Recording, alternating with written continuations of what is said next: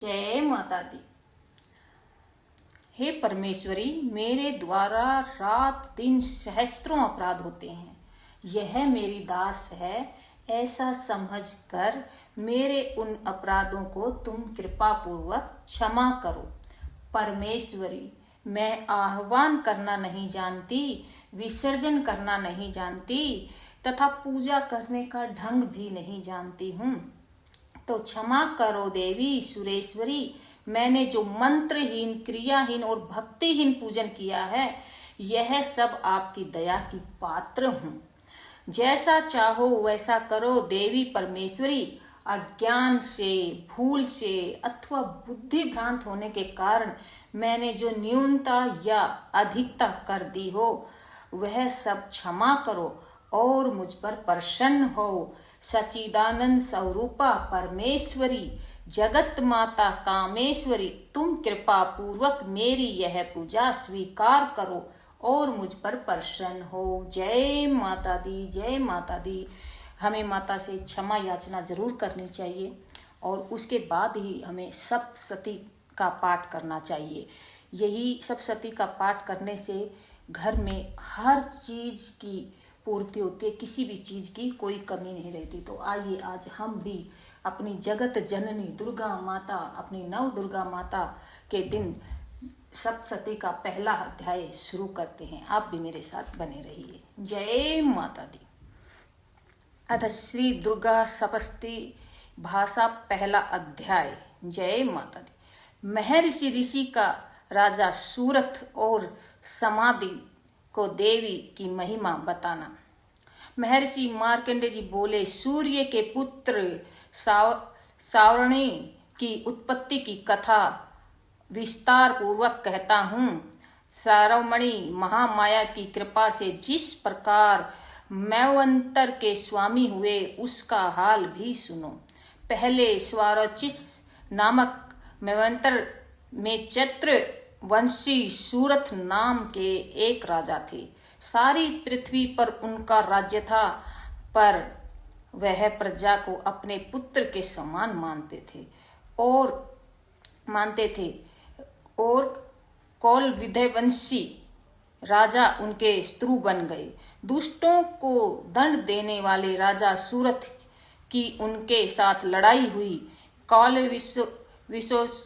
विश्ववंशियों के संख्या में कम होने पर भी राजा सूरथ युद्ध में उनसे हार गए।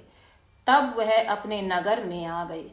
केवल अपने देश राज्य ही उनके पास रह गए और वह उसी देश के राजा होकर राज्य करने लगे। किंतु उनके शत्रुओं ने उन पर वहां भी आक्रमण किया।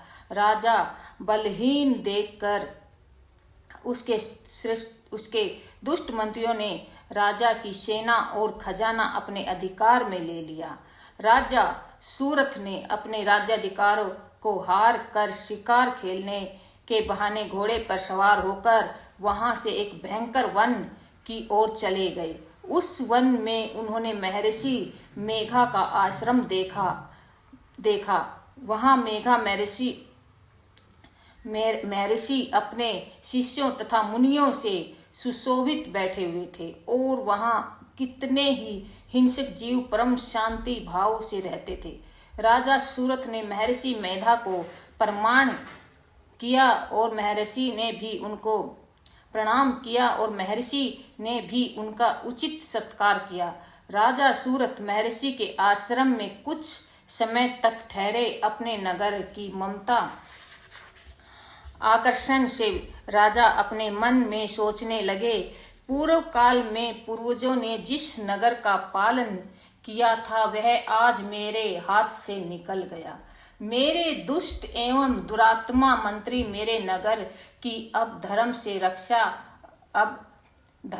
रक्षा कर रहे होंगे या नहीं। मेरा प्रधान हाथी, जो कि सदा मद की वर्षा करने वाला और शूरवीर था, मेरे वैरियों के वश में होकर न जाने क्या दुख भोग रहा होगा।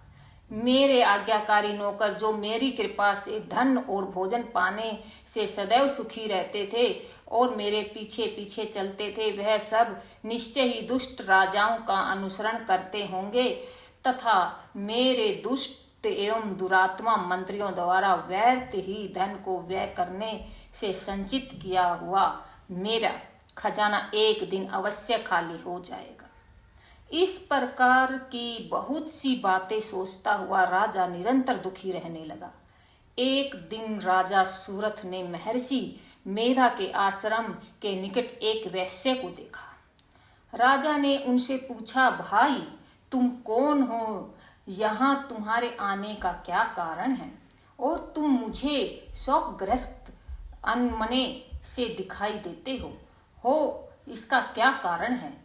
राजा के यह नर्म वचन सुनकर वैश्य ने महाराज सूरथ को प्रणाम करके कहा। वैश्य बोला, राजन मेरा नाम समाधि है, मैं धनियों के कुल में उत्पन्न एक वैश्य हूँ। मेरे दुष्ट स्त्री पुत्रादिकों ने लोभ से मेरा सब धन छीन लिया है और मुझे घर से निकाल दिया है। मैं इस तरह से दुखी होकर इस वन में चला आया हूँ और यहाँ रहता हूँ। मैं इस बात को भी नहीं जानता कि अब घर में इस समय सब कुशल है या नहीं। यहाँ मैं अपने परिवार का आचरण संबंधी कोई समाचार भी नहीं पा सकता कि वह सब मैं इस समय कुशल पूर्वक है या नहीं।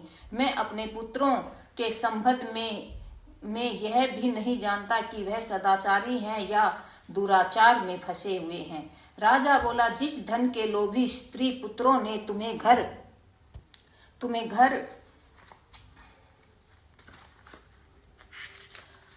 घर से निकाल दिया, फिर भी तुम्हारा चित्त उनसे क्यों प्रेम करता है? वैसे ने कहा, मेरे विषय में आपका ऐसा कहना ठीक है, किंतु मेरा मन इतना कठोर नहीं है। यद्यपि उन्होंने धन के लोभ में पड़कर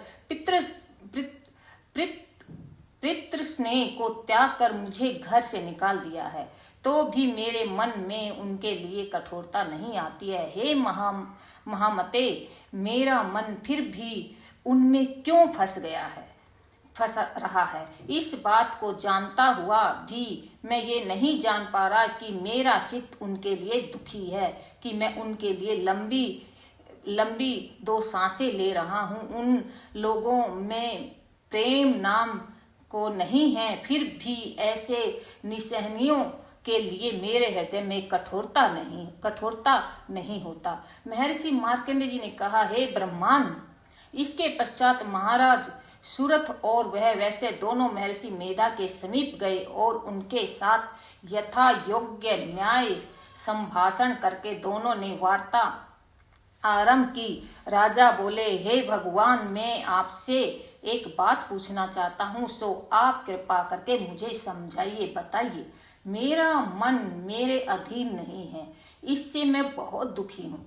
राज्य धनादि की चिंता अभी तक मुझे बनी हुई है और मेरे यह ममता अज्ञानियों की तरफ बढ़ती जा रही है। और समाधि नामक वैश्य भी अपने घर से अपमानित होकर आया है। इसके स्वजनों ने भी इसे त्याग कर दिया है। स्वजनों से त्यागा हुआ भी यह उनसे हार्दिक प्रेम करता है। इस तरह हम दोनों ही दुखी हैं। हे महाभाग, उन लोगों के अवगुणों को देखकर भी हम दोनों के मन में उनके लिए ममता जनित आकर्षण उत्पन्न हो रहा है। हमारे ज्ञान रहते हुए भी ऐसा क्यों? अज्ञानी मनुष्यों की तरह हम दोनों यह मूर्खता क्यों है? महर्षि मेधा ने कहा, विषम मार्ग का ज्ञान सब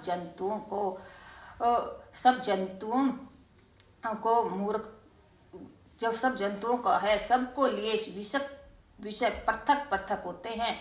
कुछ प्राणी दिन में नहीं देखते और कुछ रात को, परंतु कोई जीव ऐसे हैं जो दिन में तथा रात दोनों में देख सकते हैं। तो बोलिए जगत जननी माता की जय। देख सकते हैं, यह सत्य है कि मनुष्यों में ज्ञान प्रदान है, किंतु केवल मनुष्य ही ज्ञानी नहीं होता, पशु पक्षी आदि भी ज्ञान रखते हैं। जैसे कि यह पशु पक्षी ज्ञानी है, वैसे ही मनुष्यों का ज्ञान है। और जो ज्ञान मनुष्यों में है वैसे ही पशु पक्षियों में तथा अन्य बातें भी दोनों में एक जैसी पाई जाती हैं। ज्ञान होने पर भी इन पक्षियों की ओर देखो कि अपने भूख से पीड़ित बच्चों की चोंच में कितने प्रेम से अन्न के दाने डालते हैं। हे राजन, ऐसे ही प्रेम मनुष्यों में अपनी संतान के प्रति पाया जाता है। लोभ के कारण अपने उपकार का बदला पाने के लिए मनुष्य पुत्रों की इच्छा करते हैं और इस प्रकार मोह के गड्ढे में गिरा करते हैं। भगवान श्री हरि की जो माया उसे यह संसार में मोहित कर रहा है, इसमें आश्चर्य की कोई बात नहीं, क्योंकि वह भगवान विष्णु की योग निद्रा है। यह माया ही तो है जिसके कारण संसार में मोह में जकड़ा हुआ है। यही महामाया भगवती देवी ज्ञानियों के चित्त को बलपूर्वक खींचकर मोह डाल देती है और उसी के द्वारा संपूर्ण जगत की उत्पत्ति होती है। यही भगवती देवी प्रसन्न होकर मनुष्यों को मुक्ति प्रदान करती है। यही संसार के बंधनों का कारण तथा संपूर्ण ईश्वरों की भी स्वामिनी है। महाराज सूरत ने पूछा, भगवान वह देवी कौन सी है जिसको आप महामाया कहते हैं? हे ब्रह्मान, यह कैसे उत्पन्न हुई और उसका कार्य क्या है? उसके चरित्र कौन कौन से हैं? प्रभो, उनका जैसा प्रभाव हो, जैसा स्वरूप है, वह सब भी कृपा पूर्वक मुझसे कहिए, मैं आपसे सुनना चाहती हूँ। महर्षि मेहदा बोले, राजन, वह देवी तो नित्य स्वरूपा है। उनके द्वारा यह संसार रचा गया है, तब भी उसकी उत्पत्ति अनेक प्रकार से होती है। वह सब आप मुझसे सुनो। वह देवताओं का कार्य सिद्ध करने के लिए प्रकट होती है। उस समय वह उत्पन्न हुई कहलाती है। संसार को जल में करके जब भगवान विष्णु योग निद्रा का आश्रय लेकर शेष शैया पर सो रहे थे, तब मधु कैटभ नाम के 2 असुर उनके कानों के मैल से प्रकट हुए और वह श्री ब्रह्मा जी को मारने के लिए तैयार हो गए। श्री ब्रह्मा जी ने जब उन दोनों को अपनी ओर आते देखा और यह भी देखा कि भगवान विष्णु योग निद्रा में आश्रय लेकर सो रहे हैं, तब उस समय श्री भगवान के जगाने के लिए उनके नेत्रों में निवास करने वाली योग निद्रा की स्तुति करने लगे। श्री ब्रह्मा जी ने कहा, हे देवी, तुम ही सभा, तुम ही स्वधा और तुम ही वष्टकार हो। स्वर भी तुम्हारा ही स्वरूप है। तुम ही जीवन देने वाली सुधा हो। नित्य अक्षर प्रणव में अकार, उपकार, मकार, इन तीनों में माताओं के रूप में तुम ही स्थित हो। इनके अतिरिक्त जो बिंदु पथ अर्ध मात्रा है, जिसका की विशेष रूप से उच्चारण नहीं किया जाता, हे देवी, वह भी तुम ही हो। हे देवी, संध्या, सावित्री तथा परम जननी तुम ही हो। तुम इस विश्व को धारण करने वाली हो।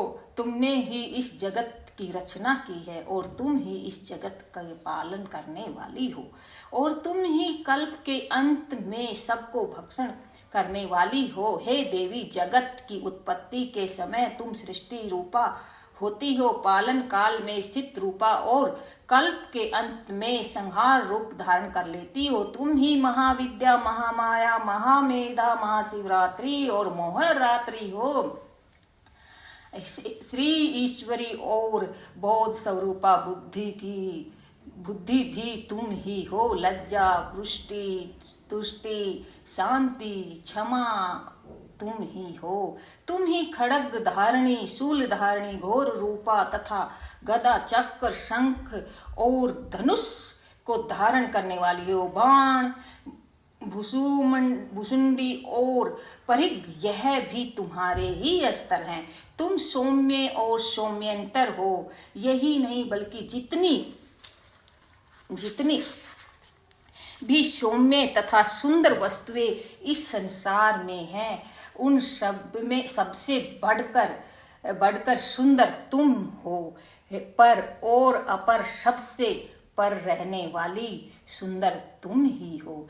हे सर्व स्वरूपे देवी, जो भी सत असत पदार्थ हैं और उनमें जो शक्ति है वह तुम ही हो। ऐसी अवस्था में भली तुम्हारी स्तुति कौन कर सकता है। इस संसार की सृष्टि पालन और संहार करने वाले जो भगवान हैं, उनको भी जब तुमने निद्रा के विभूषित कर दिया है तो तुम्हारी स्तुति कौन कर सकता है।